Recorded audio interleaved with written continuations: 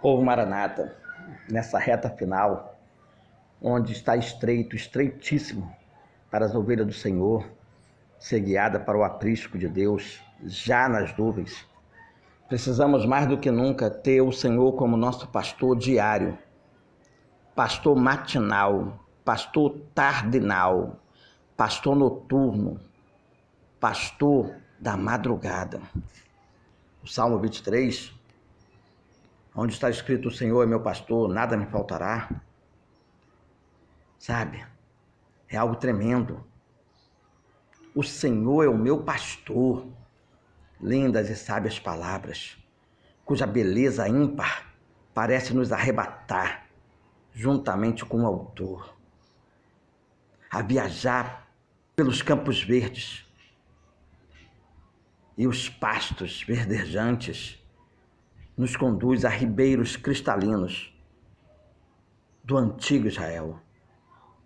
O Salmo 23, escrito em uma linguagem poética, traz em seus versos significados profundos sobre o zelo do Senhor, nosso pastor, para com seus servos, suas ovelhas. Esse texto foi escrito pelo rei Davi, que foi pastor em sua juventude. Davi estava cuidando de suas ovelhas, quando de repente o profeta Samuel foi à casa de seu pai, Jessé, para ungir um novo rei. Eu quero que você enxergue neste Salmo 23 os pontos mais importantes que ali estão profetizados poeticamente, onde a cada versículo te instruirei a comentar a principal mensagem sobre esse salmo profético e poético que Deus nos concedeu por meio do salmista Davi. E os ensinamentos de verdades centrais espirituais que vemos nela, que são valiosíssimas para os nossos dias de hoje, prestes a entrar de uma vez por todas no aprisco de Deus, chamado céu, o reino celestial.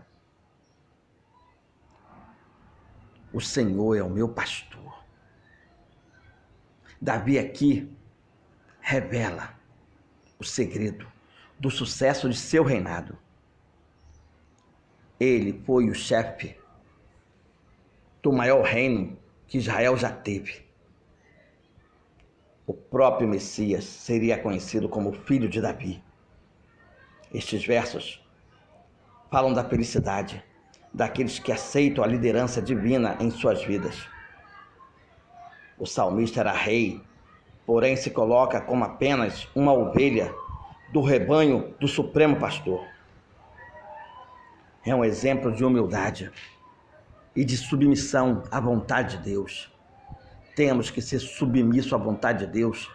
Temos que esquecer que somos rei nessa terra. Temos que esquecer do desejo carnal de desfrutar daquilo que carnalmente podemos conquistar. Temos que ser submissos à vontade de Deus, matar a nossa vontade para se submeter a dele. Davi fez isso, sendo o rei. Aqui também vemos uma referência profética futura, que viria a se cumprir centenas de anos em Jesus Cristo, que aludindo a este salmo, o mestre se declara como o bom pastor. O Senhor é meu pastor, nada me faltará. Jesus certa vez ilustrou o carinho e o cuidado do Pai em prover e atender todas as necessidades materiais dos seus discípulos. Ele tem cuidado de nós e reforça que devemos estar constantemente na sua dependência. Eu, Ricardo Luiz, me vejo totalmente dependente do Pai e sei que de uma forma ou de outra Ele provém para que eu possa comer, para que minhas filhas possam comer, para que minha esposa possa comer, para que nós possamos sobreviver até a sua vinda, até a entrada triunfal no seu reino, já como rei, sobre o governo do Rei dos Reis. O Senhor é meu pastor, nada me faltará. Eu confio na sua providência. Eu confio naquele texto de Mateus 6:26 que diz: olhai para as aves do céu, que nem semeiam, nem cegam, nem ajunta em celeiros, e vosso Pai Celestial os alimenta. Não tendes vós muito mais valor do que elas? Sabe, o Senhor é meu pastor, e nada me faltará. Deitar-me faz em verdes pastos. A Judéia e Samaria estão em uma região tropical, onde praticamente predominam duas estações. O inverno, que são as estações das chuvas, que vai de novembro a abril, 21 de novembro até 21 de abril. Ou é 21 de dezembro até 21 de dezembro até 21 de abril. 21 de dezembro, é isso mesmo. Até 21 de abril. O verão é o período da seca, que vai de maio até junho, 21. Não, vai de 21 de abril até 21 de junho. É isso. É o período da seca. Então, veja bem. Se eu também estiver errado nessa questão aí, de datas, vocês vão entender onde que eu quero chegar. Nos primeiros dias da vegetação recente, que surge com as novas estações, a gente vê que se oferece um espetáculo maravilhoso, um esplendor verde, um tipo de mosaico multicolorido, excelente para a pastagem dos rebanhos.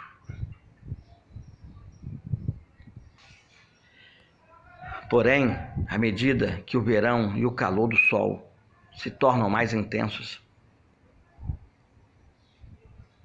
aquelas cores verdes e as flores lindas secam, tornando muito mais difícil de se encontrar um local com alimento suficiente para as ovelhas.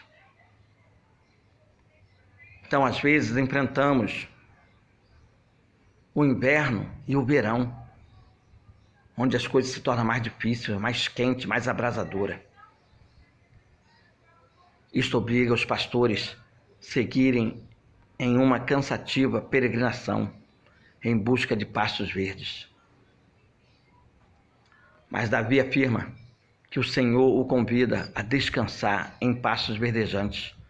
Jesus nos ensina que ele possui em abundância o alimento que suas ovelhas necessitam. Aquele que for a Jesus achará pastagem durante todo o ano. Eu, Ricardo Luiz, tenho ido a Jesus para achar pastagem durante todo o ano. Você deve ir a Jesus para encontrar pastagem durante todo o ano. Nós temos encontrado, de uma forma ou de outra, pastagem para todo o ano. Mesmo que o mundo esteja no período de seca espiritual, nós entraremos no repouso de Jesus. O Mestre tem o alimento espiritual que sacia nossa fome. As suas palavras são espírito e vida, o verdadeiro pão que desceu do céu. O Senhor é meu pastor, nada me faltará. Deitar-me faz em pasto verdejante, guia-me mansamente às águas tranquilas. As ovelhas são naturalmente animais muito inquietos. Qualquer perturbação as assusta. Não conseguem deitar-se se não sentirem que estão totalmente seguras. As ovelhas também têm receio dos rios, caudalosos e turbulentos. Mas em Jesus, elas podem estar sossegadas, pois o Senhor a suprirá com águas tranquilas. Um ribeiro cristalino de águas calmas passa a correr no interior daqueles que são tocados pelo Espírito de Deus. Ao som das águas, ao respiro das águas, elas se acalmam. A palavra também é a água que mata a nossa sede espiritual. A palavra também é o Espírito Santo, que são rios de águas vivas que saem do trono de Deus, formando em nós uma fonte de águas vivas que jorra para a vida eterna. Estas são as águas que transformam o homem em sua estrutura, em seu caráter. Por essas águas nasce uma nova criatura. São águas que libertam, que lavam de todo o pecado e tornam nossas vestiduras mais brancas que a neve. O Senhor é meu pastor, nada me faltará, deitar-me faz em pastos verdejantes, guia-me mansamente por águas tranquilas, refrigera a minha alma. A Judéia e a Samaria é de extensão relativamente pequena. Entretanto, o seu clima é extremamente variado, dependendo da localidade em que se encontra. Há uma zona tropical debaixo da parte do Jordão. Sim, há uma zona tropical do Baixo Jordão, com altas temperaturas. A região desértica, que contrasta com a marítima, e vice-versa. E na região da Alta Galileia, que também é tropical, com calor intenso, em determinado horário, o sol é tão escaldante, o clima fica tão abafado, que fica difícil até de seus habitantes se alimentarem. Porém, quando o vento do norte sopra mais forte, traz um refrigério, um sopro de frescor que vem do Monte Hermon. O Monte Hermon fica no norte de Israel e há em seu cume uma grande quantidade de neve que, quando há vento, ajuda a trazer esse refrigério, amenizando a temperatura da região.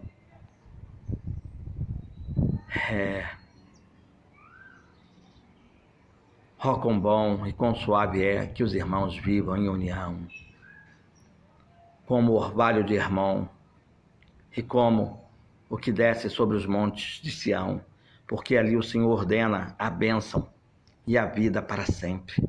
Salmo 133, verso 3. Dali vem esse frescor do alto, vem o refrigério.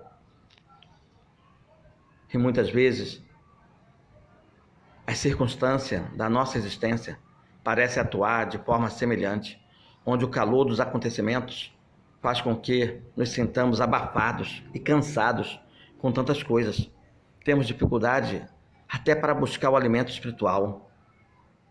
E por vezes temos dificuldade para orar, jejuar, madrugar com Deus, amanhecer com Deus, entardecer com Deus, anoitecer com Deus, ganhar alma, resgatar almas, libertar almas, discipular almas, louvar e adorar conforme Deus espera dos verdadeiros adoradores. Mas nesses momentos, o Espírito do Senhor vem como uma brisa suave, que desce do alto e refrigera a nossa alma, e renova nossas forças, nos capacita a continuarmos a caminhada pelos seus caminhos, e passa a nos guiar pelas veredas da justiça. Guiar as ovelhas era uma das funções do pastor. E nos campos de Israel, os pastores buscavam pastagens que facilitassem a condução de seu rebanho, sem que suas ovelhas se desviassem pelos mais diversos caminhos. As veredas são passagens estreitas entre a vegetação, onde não há espaço para desviar-se nem para a direita, nem para a esquerda. É um caminho reto, onde as ovelhas podem percorrer com segurança, seguindo sempre para frente, até chegar ao aprisco, sob a liderança e proteção do pastor. E o Senhor nos convida a trilhar pelo caminho da retidão e da justiça, ainda que estreito. O caminho que leva a Deus realmente é estreito. Não se pode olhar para os lados, é preciso prosseguir em direção ao alvo, que é Jesus.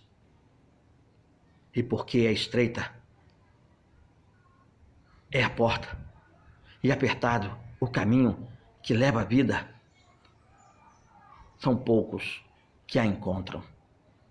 São poucos que entram por ela. Vocês se lembram disso? Jesus falando por meio de Mateus, no capítulo 7, verso 14. E o Supremo Pastor nos revela que Ele mesmo é o caminho pelo qual devemos viver e caminhar.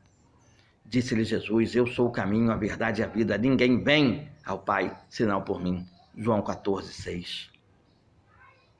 Ainda que eu andasse pelo vale da sombra da morte, não temeria mal algum. Há em Israel um vale profundo e íngreme, onde a luz só consegue atingir a sua base quando o sol está em toda a sua força, ao meio-dia. Após esse horário, faz-se sombra durante o restante do dia. Certamente Davi conheceu este vale em suas peregrinações com suas ovelhas, pela Judéia e Samaria. Vales são extremos contrários de montes. Por isso eu falei de vales. Estamos no vale, falei num áudio hoje, e estou repetindo, porque essa foi a instrução que Deus me deu. Vales são extremos contrários de montes. Montes são lugares altos, falam de vitórias. Vales, porém, são lugares baixos, que ficam entre os montes. Vales falam de dificuldades, tempos de sofrimento, de angústia, de tribulação, tempos de tristeza, frustração, prostração. Em nossa caminhada por este mundo, podemos enfrentar situações e circunstâncias difíceis de se resolver. Muitos problemas de diversas naturezas podem chegar até a nós: financeira, clínica médica, advocacia judicial, conjugal, conflitantes. Mas Ele deixa bem claro: ainda que nós passamos por esses vales da sombra da morte, não temeremos mal algum. Deus é conosco. Tu estás comigo. Tu estás comigo. Davi também passou por momentos difíceis de suportar, envolvido em combates, perseguido por seus inimigos, mas ele soube superar esses momentos porque depositava em Deus a sua confiança. Davi sabia que os vales ficavam entre montanhas. Depois de passar por um lugar profundo, pela depressão ou tristeza, pela aflição e tribulação, Deus o levaria a um lugar alto, onde a alegria do Senhor se faz presente. Jesus nos deixou semelhante ensinamento. Ainda que passemos pela dor ou tristeza, aflição e tribulação, angústia e frustração, problema financeiro, clínico médico, advocacia judicial, conjugal e conflitante, o bom pastor estará conosco para nos consolar e nos proteger o nosso coração nas horas mais difíceis e angustiantes. No mundo tereis aflições, mas tende bom ânimo, eu venci o mundo. João 16:33. Por isso, podemos confiar que Ele está nos levando agora para o lugar alto, para os montes, para as nuvens, para o Órion, para a Nova Jerusalém, para o céu. A tua vara e o teu cajado me consolam. A vara e o cajado eram ferramentas do pastor para resgatar, proteger e guiar as ovelhas. A vara servia para proteger as ovelhas dos animais ferozes e dos ladrões. O cajado era usado para erguer uma ovelha pelo corpo ou pelas pernas, quando esta ficava presa entre pedras. Estas ferramentas eram símbolo do zelo amoroso do Senhor, que está em uma vigília constante ao nosso lado, levando-nos para a segurança da sua presença. E o Supremo Pastor deixou a sua glória para resgatar as ovelhas perdidas do seu rebanho. O seu cajado, a sua palavra, está pronto a nos erguer para nos livrar das armadilhas e da prisão do pecado. A perdida buscarei, e a desgarrada tornarei a trazer, e a quebrada ligarei, e a enferma fortalecerei. Está em Ezequiel 34:16. Ele preparará para mim uma mesa, colocará uma mesa perante mim. Oh, mesa das bodas do Cordeiro. Preparas uma mesa perante mim na presença dos meus inimigos. Deus confiava. antes da fundação do mundo, que nós iríamos atender seu chamado para estar sentado à mesa do rei, preparada para mim, preparada para ti. Davi confiava que a providência de Deus era tão grande que os seus inimigos não conseguiriam vencê-lo e que eles veriam mais adiante a bênção do Senhor visível em sua vida. Esta palavra também era profética e anuncia ainda hoje a vinda do Messias, Jesus, quando todos verão, até aqueles que os transpassaram na cruz, que somos ovelha dele e assentaremos à mesa das bodas do Cordeiro. Inclusive os judeus messiânicos, judeus, os que o transpassaram na cruz, e olharão para mim, a quem transpassaram, e pranteá-lo-ão sobre ele, como quem pranteia por um filho unigênito, e chorarão amargamente por ele, como se chora amargamente pelo primogênito. Está em Zacarias capítulo 12, verso 10. Neste dia, todos os seus inimigos verão o Senhor regozijante com suas ovelhas em um grande banquete, mas eles não poderão entrar e prantearão eternamente. Unge a minha cabeça com óleo. Era costume no Antigo Oriente, no meio da refeição, o anfitrião ungia a cabeça do convidado de honra com uma gota de óleo perfumado. O óleo também simboliza o Espírito Santo. Deus mostra que somos seus convidados especiais, somos seus ungidos para seu banquete, as bodas do Cordeiro. Que o Senhor nos ungiu e nos perfumou com o seu Espírito. O óleo precioso que desce sobre nossas cabeças, penetrando nas nossas mentes, perfumando o nosso entendimento, chegando até a nossa alma. Bendito é aquele que recebe essa unção sobre a sua vida. É como o óleo precioso sobre a cabeça, que desce sobre a barba de Arão, e que desce a orla das suas vestes. O meu cálice transborda.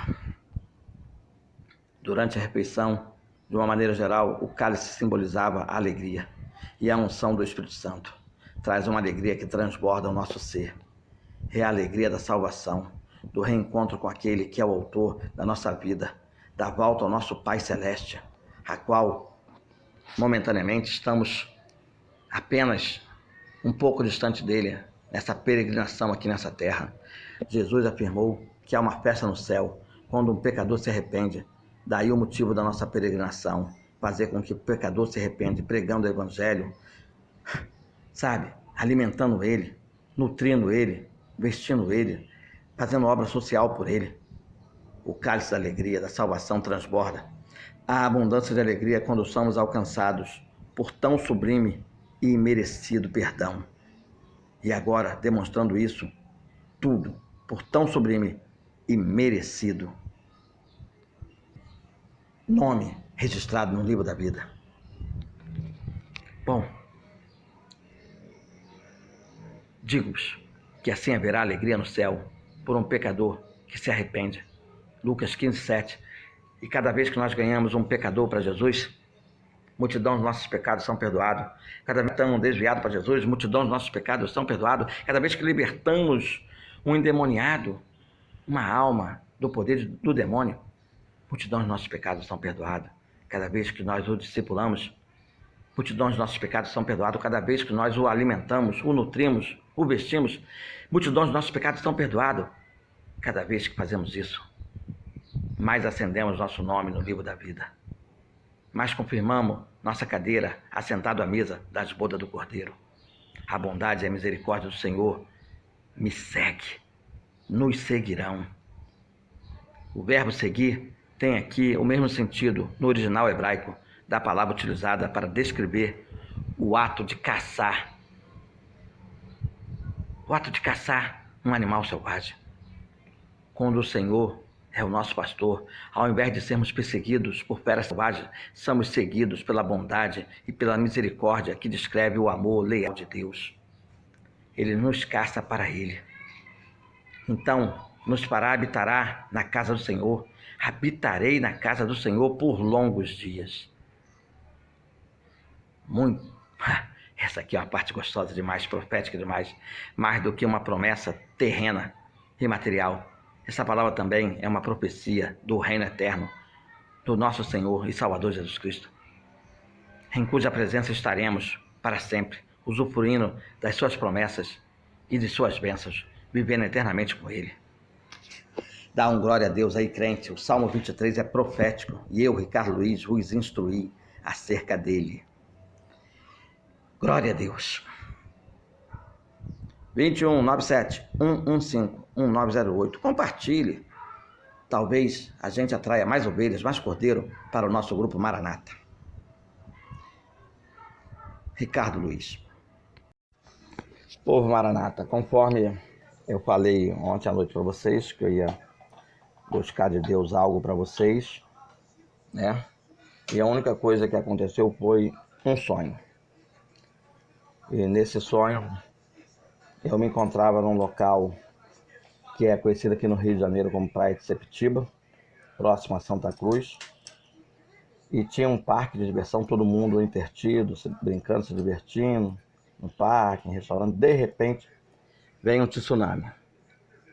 Aí vem as ondas fortes, começa a destruir o parque, destruir o restaurante, as pessoas emboladas nas águas, com medo de se machucar com os destroços. E aí o que aconteceu? Eu via, minha família, Márcia, minhas crianças, a gente estava como se estivesse já em espírito, vendo tudo acontecer. Inclusive quando as águas assim passou por cima da gente, assim, eu pude ver, né, algumas pessoas se ferindo, morrendo e, enfim, tentando se desembaraçar do problema do tsunami, mas a gente não acontecia nada, a gente estava ali intacto, só vendo, só presenciando, né? Então aquela primeira onda passa, destrói o parque, restaurante, um monte de coisa, um monte de gente ferida e morta.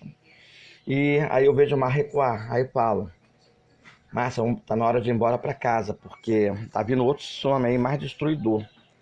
E a gente estava indo embora para casa e de repente encontrou uma mulher indo em direção onde estava o tsunami. Eu falei, não vai não, o tsunami tá ligado com arrebatamento.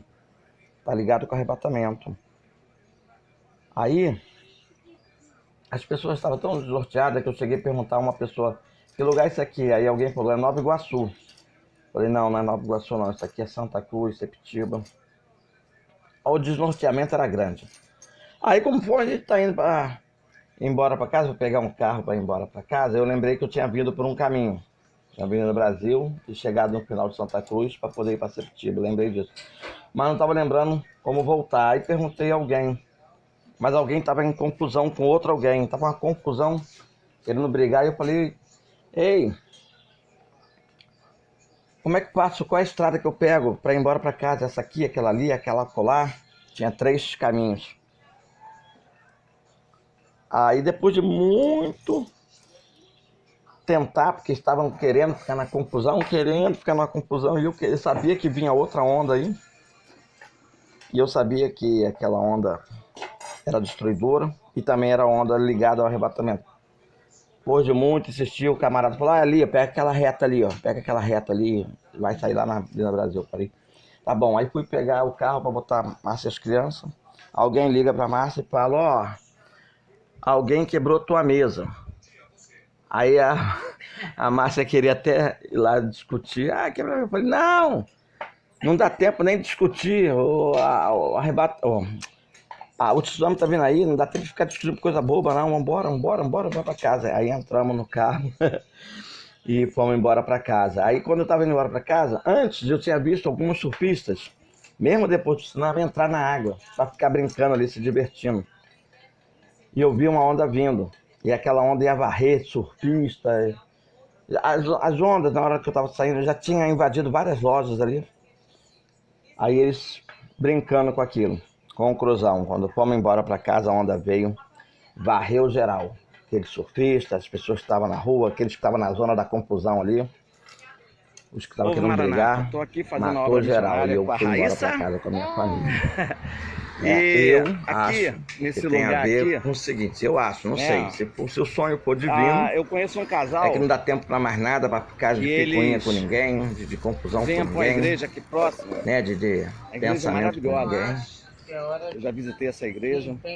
E esse casal é maravilhoso. Com esse casal, eles moram, eles são bem pobrezinhos. Porque E saem tá da vindo casa aí, deles, distante 10 quilômetros, com um carrinho. Uma Fiat se 147, conserta com todo um filhinho mundo, de 6 anos, ora e pelos vem para teus essa igreja inimigos. aqui. Deus está deixando bem Aqui, claro que essa igreja é maravilhosa, mas é não tá gente dando com tempo para mais um nada, poder para social brincadeira, para bom, entretenimento. um poder aquisitivo bom, Vendo? carros E bons, carros de põe a casa 80 em mil, ordem 100 mil. para a gente ir E embora ele para parou casa. Amém? o Fiquem seu com Deus. carrinho, que não vale sequer Depois, 3 mil reais. 3 ali mil por reais volta de comparado aos umas carros de 100. 11 horas, Estava ali prestando não, 11 culto, horas não. adoração, tiveram Ali por oportunidade, volta de pregaram. 1h30, Quando aí eu acabou faço o os culto, áudios. o que Os áudios aconteceu? das instruções Roubaram o todas, carro deles. tá? Não roubaram Fiquem com Deus. dos outros, roubaram dele. E eles tiveram que vir chorando de ônibus para casa. Por que coisas ruins acontecem a pessoas boas? Por que a permissão de Deus? Porque o inimigo inflige coisas ruins para fazer sofrer, perecer o povo de Deus. E ali Deus permite para ver onde é que está a tua fé, a tua perseverança, a tua maturidade cristã, teu coração, se está em Jesus ou se está no carro, no bem material, seja ele caro ou não. Pois bem, eles falaram: Senhor, seja feita a tua vontade. Fez que nem Jó: nu eu vim para essa terra, nu eu voltarei. Louvado seja o nome do Senhor. E estão até hoje nessa igreja de ônibus, vem de ônibus, volta de ônibus, e em breve estarão andando no céu, porque foram fiel. Dá um glória a Deus aí, crente. Glória! Louvado seja Deus. Aqui é a colônia dos pescadores. Aqui se pesca muito, tem uma praia ali, tem uma lagoa aqui maravilhosa, tem iates, barquinhos, lanchas, remadores. Tem um lugar até bonitinho, muito engraçadinho, bom para tomar banho, águas clarinhas, limpinhas, limpinhas, né? Então veja bem, aqui uma vez preguei o evangelho, olha que caranguejinho lindo aqui, ó. Deixa eu ver se vocês conseguem ver. Ó, deixa eu ver, acho que ele vai andar. Olha quantos. Que lindos. Caranguejinhos, vários. Vendo? Veja bem.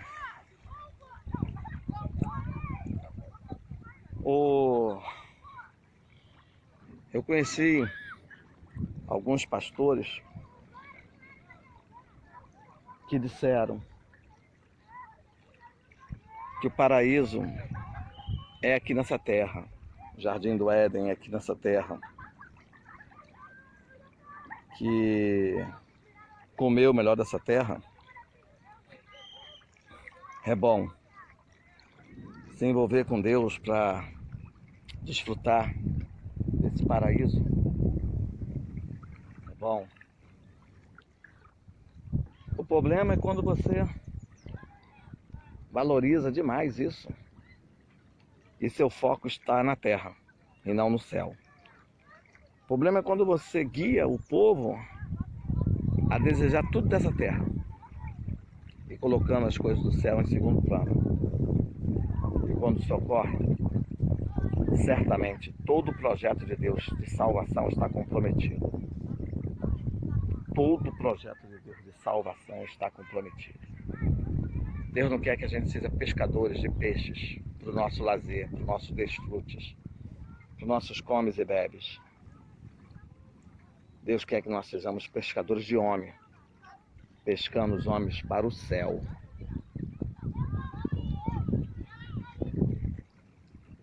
Vê aí. Vê aí. A maioria come, bebe, se deleita, enquanto Deus quer arrebatar um povo para um paraíso no céu. Fiquem com Deus, Ricardo Luiz. Fazendo evangelismo hoje na rua. Eu e Raíssa. Raíssa tá ali, ó. Deixa eu mostrar a Raíssa. Olha lá, lá no parquinho lá. Olha lá. Dá um glória a Deus aí, Raíssa. Fiquem com Deus. Povo Maranata. Estou aqui nesse local agora maravilhoso, mas eu me lembrei de algo tremendo. Eu conheci um irmão em Cristo por nome Saulo. Ele tocava muito instrumento, violão, guitarra, instrumentos de cordas. E era compositor e fazia composições para cantores de fama, de louvores.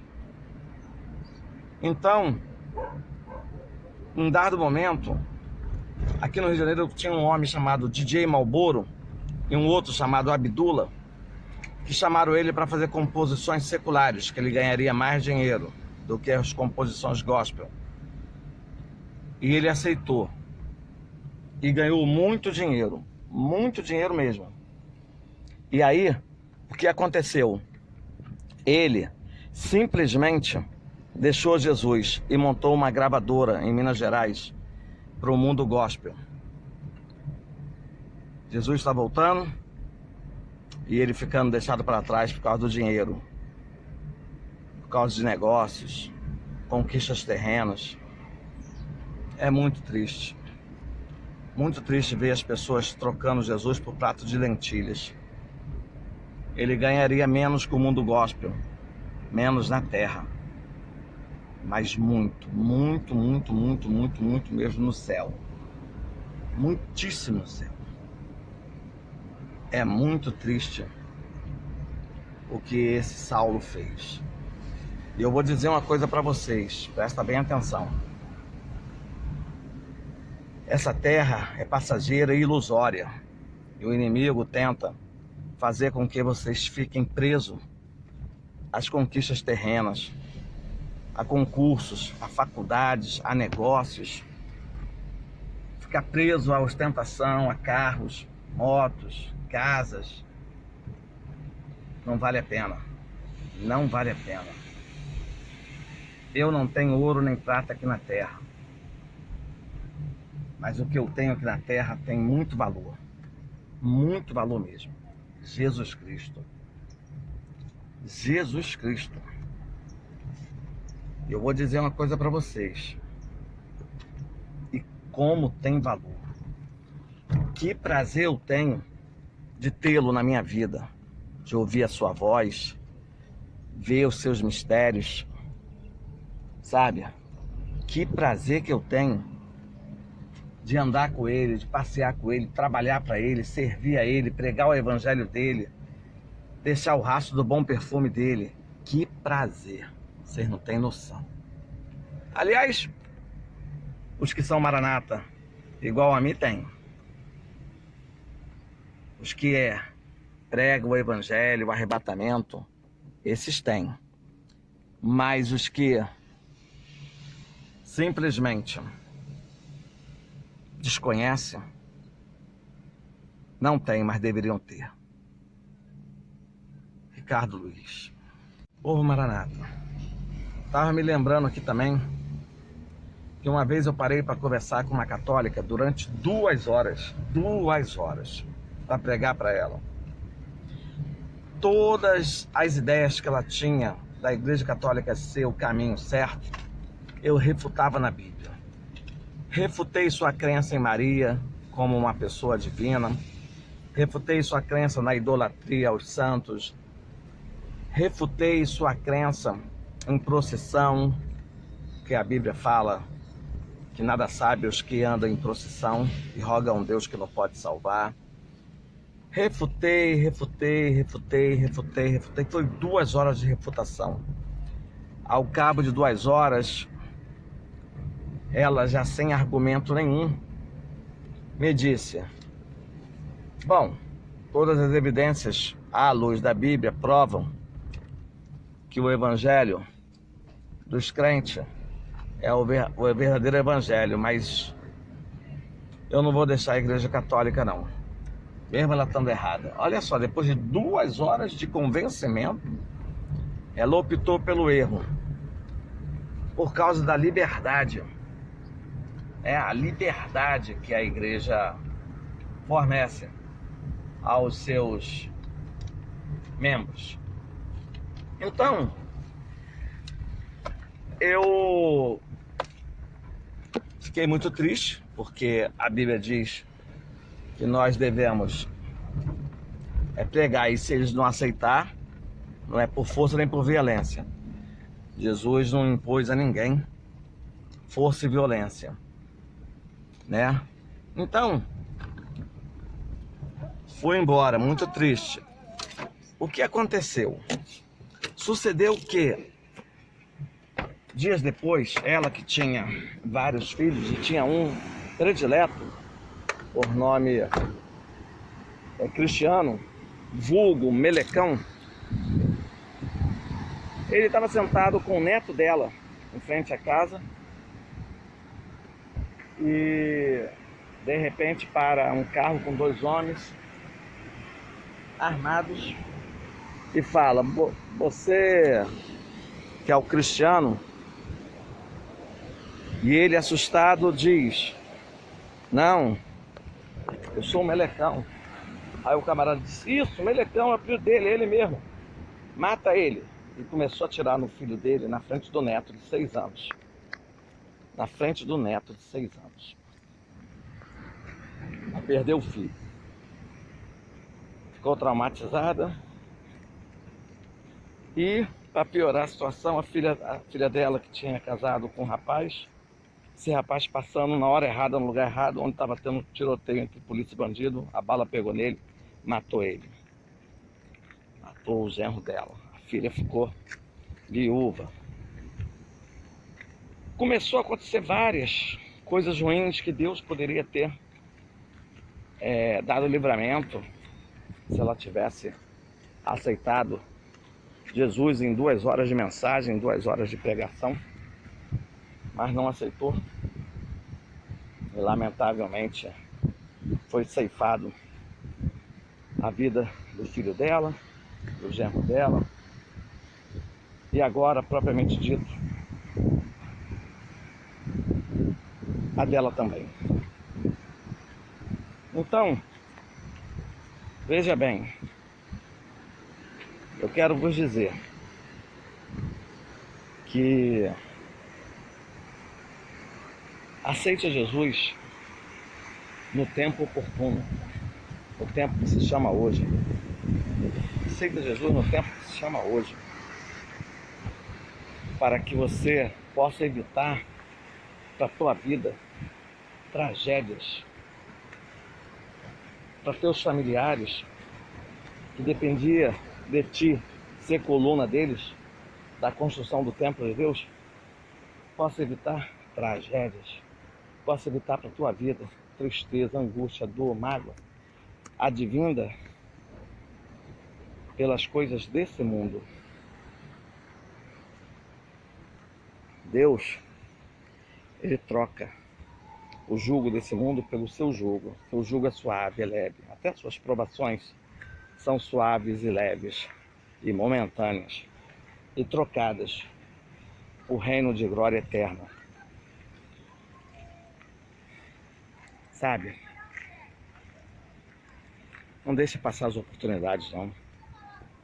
Tenho provas cabais que Jesus está voltando. Liguem para mim, 2197 115 908. Venha conhecer as provas cabais que tenho, de que estamos no tempo do fim. Venha, em nome de Jesus. Amém?